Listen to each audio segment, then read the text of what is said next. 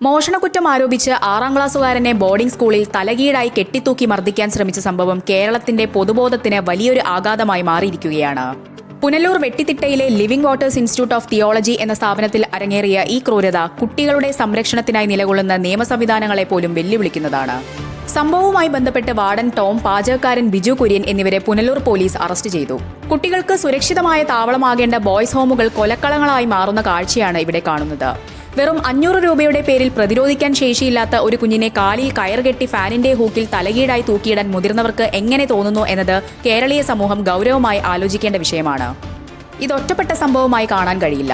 മറിച്ച് ഇത്തരം സ്ഥാപനങ്ങളിൽ നടക്കുന്ന അധികാര ദുർവിനിയോഗത്തിന്റെ ക്രൂരതയുടെയും ആഴമാണ് വെളിപ്പെടുത്തുന്നത്. അവധിക്കാലത്ത് വീട്ടിലെത്തിയ കുട്ടി അസ്വാഭാവികമായ രീതിയിൽ പെരുമാറുന്നത് ശ്രദ്ധിച്ച മാതാപിതാക്കൾ നിർബന്ധിച്ച് ചോദിച്ചപ്പോഴാണ് ഞെട്ടിക്കുന്ന വിവരങ്ങൾ പുറത്തുവന്നത്. പാചകക്കാരന്റെ പണം മോഷ്ടിച്ചു എന്നാരോപിച്ച് തന്നെ തലകീഴായി തൂക്കിയെന്നും ക്രൂരമായി മർദ്ദിച്ചുവെന്നും കുട്ടി കരഞ്ഞുകൊണ്ട് പറഞ്ഞു. പണം എടുത്തിട്ടില്ലെന്ന് കുട്ടി ആവർത്തിച്ചിട്ടും വാർഡനും പാചകക്കാരനും കേൾക്കാൻ തയ്യാറായില്ല. നോക്കാൻ നിവൃത്തിയില്ലാത്തതുകൊണ്ട് ഹോസ്റ്റലിൽ വിട്ട് പഠിപ്പിച്ച കുട്ടിയെയാണ് ഇവർ മൃഗീയമായി ഉപദ്രവിച്ചത്. സംഭവം നടന്നത് സത്യമാണെന്ന് വരണമെങ്കിൽ തന്നെ അതിനെ ലഘൂകരിക്കാനുള്ള സ്ഥാപന മേധാവികളുടെ ശ്രമം ലജ്ജാകരമാണ്. വിരട്ടാൻ വേണ്ടി കാലിൽ കെട്ടി എന്ന വിചിത്രമായ ന്യായീകരണമാണ് സ്ഥാപന നടത്തിപ്പുകാരൻ പ്രിൻസ് ഉയർത്തുന്നത്. മദ്യപാനിയായ ഒരാളെ പാചകക്കാരനായി നിയമിച്ചതും സംഭവത്തിന് ശേഷവും ഇയാൾ സ്ഥാപനത്തിൽ തുടരാൻ അനുവാദം നൽകിയതും ഗുരുതരമായ വീഴ്ചയാണ്. നാട്ടുകാരുടെ കനത്ത പ്രതിഷേധമാണ് പുനലൂരിൽ അരങ്ങേറുന്നത്.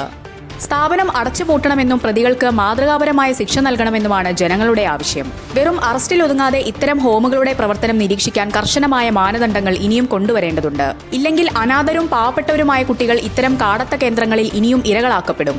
കേരളത്തിന്റെ വിദ്യാഭ്യാസ മാതൃകകൾക്കും ശിശുസംരക്ഷണ അവകാശവാദങ്ങൾക്കും മുന്നിൽ ഈ സംഭവം ഒരു വലിയ കരിനിഴലായി നിൽക്കുന്നു. പരിഷ്കൃത സമൂഹമെന്ന് അവകാശപ്പെടുന്ന നമുക്ക് ഈ വാർത്ത കേവലം ഒരു ക്രൈം റിപ്പോർട്ടല്ല, മറിച്ച് ഒരു വലിയ അപമാനമാണ്.